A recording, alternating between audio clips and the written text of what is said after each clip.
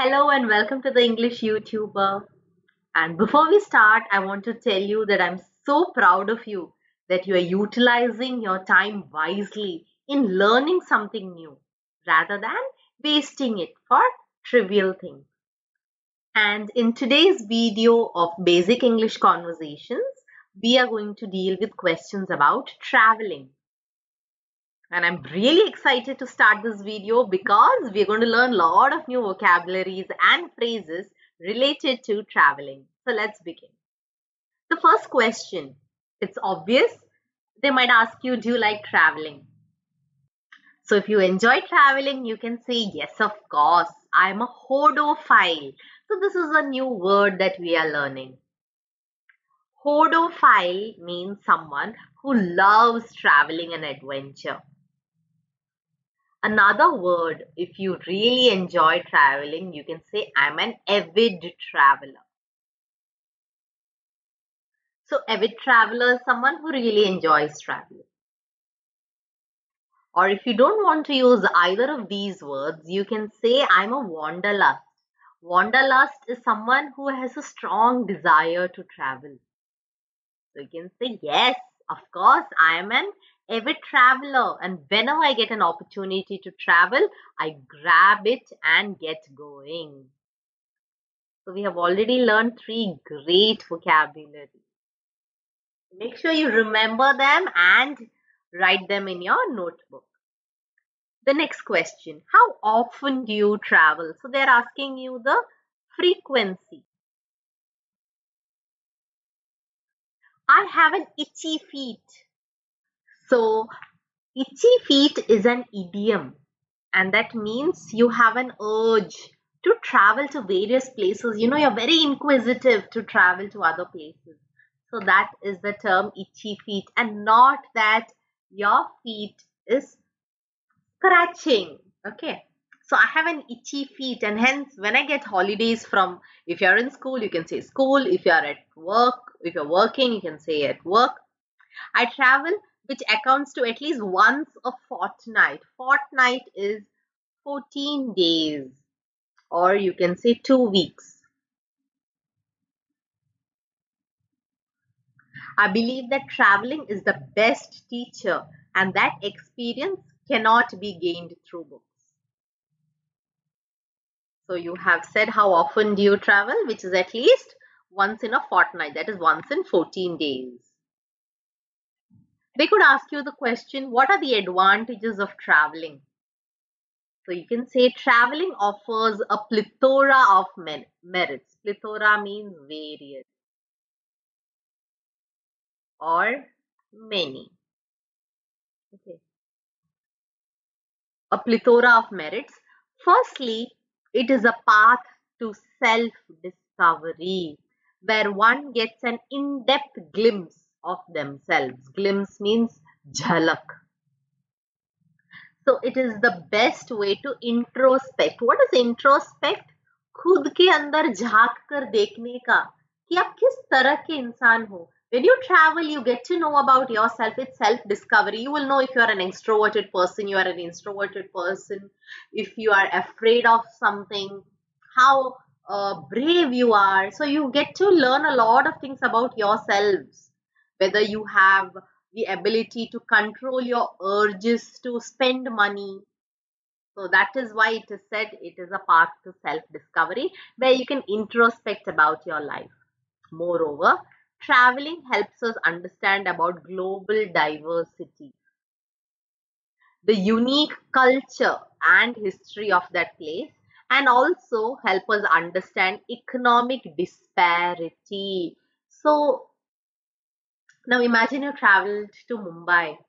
You will get to know that there is economic disparity among people, where there are some people who live in slums, whereas on the other hand there are billionaires also there. When you go to an impoverished country, you will get to know that they are suffering from the lack of even basic necessities for life. Or if you go to Dubai, you will get to know that there is luxury everywhere.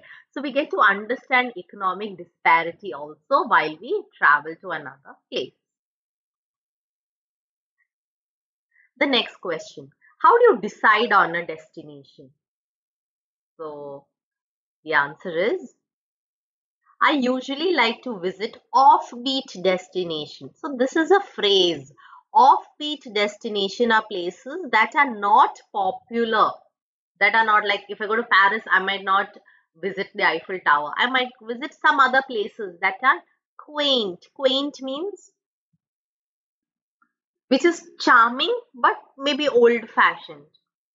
So we usually say no, a quaint old fishing village like that. That is tranquil and not swarming with tourists. So tranquil means that is serene, that is calm, and not swarming with tourists. So I don't like to visit these places where it is swarming with tourists. There's a lot of rush around. There are so many pristine locations that have not been commercialized. So by visiting such places, it gives me a thrill of discovering a new place. Okay. So what is the meaning of the word pristine? Pristine means a place that is so natural which has not been affected by human intervention.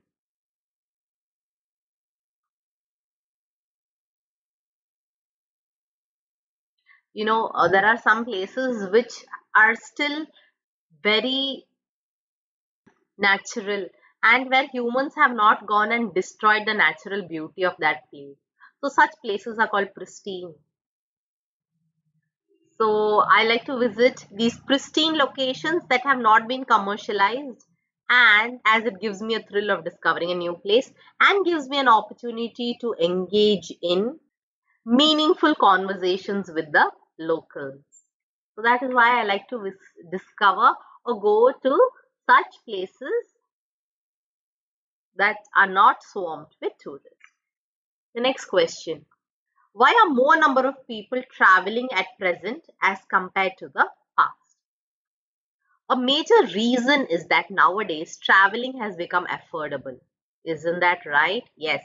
In the past, it was a luxury for the middle class people and it was only meant for the elite people to travel. But compared to the past, the standard of living of the people has also surged. Surged means increased. Besides this, globalization and the influence of social media also plays a key role in influencing the people. So now the entire world is connected to each other. So it becomes easier to travel and also people now flaunt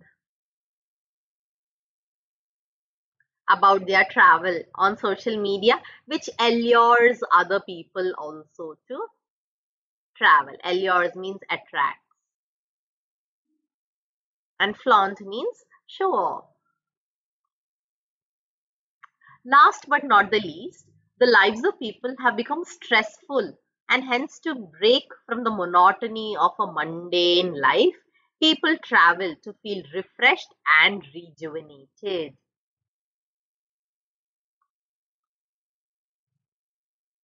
People do not want to have a very regular routine in their life, and that is why another reason is people travel. Why do some people prefer to do solo traveling? Nowadays, solo traveling is flourishing because it gives them an unique opportunity of self discovery as they are stepping out of their comfort zone and it gives them time to reflect on things. Besides this, traveling alone helps them to conquer their fears, thus helping them to be more self confident and gives them the courage to face challenges. Therefore, it helps an individual to gain a sense of purpose and fulfillment in life. So, that is why a lot of people, if you see, especially women, they want to feel empowered. They want to increase their self confidence and they want to conquer their fears. They want to feel that they are brave and can travel alone. That is why a lot of people prefer to do solo traveling nowadays. You like to plan your trips beforehand, so you can either say yes or no. I have written both the alternatives. Let's see.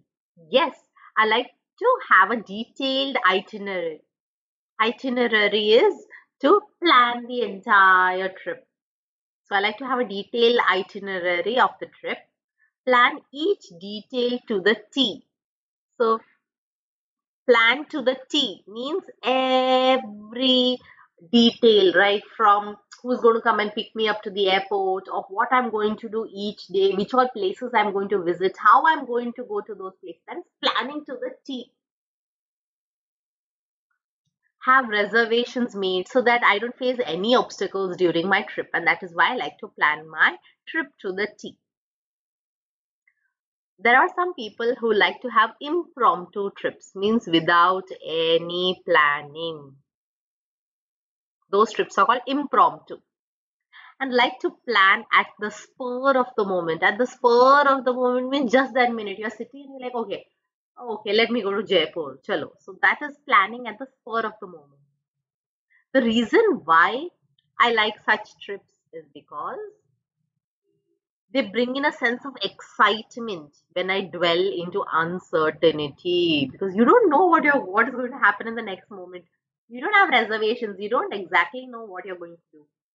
And that gives me an adrenaline rush, which cannot be matched by a well thought out trip. So, because it gives you that adrenaline rush and you like that excitement when you dwell into uncertainty, you like to go on impromptu trips. The next question, do you spend a lot when you travel? So you can say, since I travel a lot, I'm quite frugal when I travel. So frugal means conjuice, like, you think well before you spend.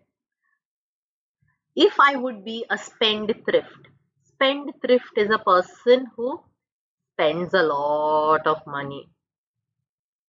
पैसे उड़ाता है, that is a spendthrift. It would mint a hole in my pocket. Minting a hole in my pocket means, or you can say burn a hole in my pocket, means you are spending a lot of money, more than what you can afford.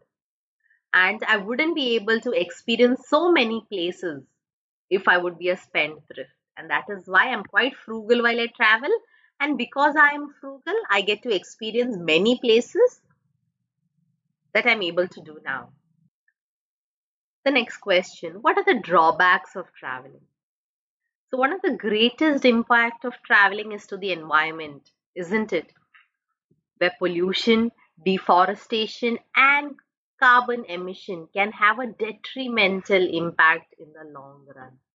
Also, to a traveler, there could be health risk because a person could get infected by some disease or can get diarrhea or any other disease.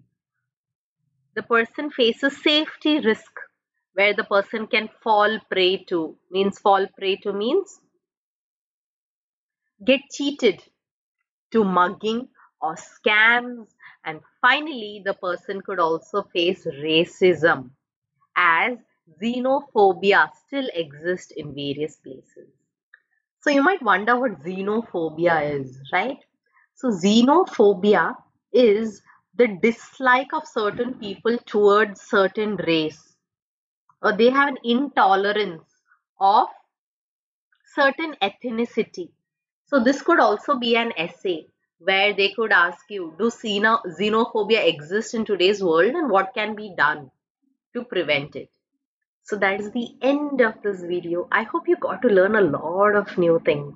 Thank you so much for supporting me. And if you still haven't subscribed, please do. Thank you and God bless.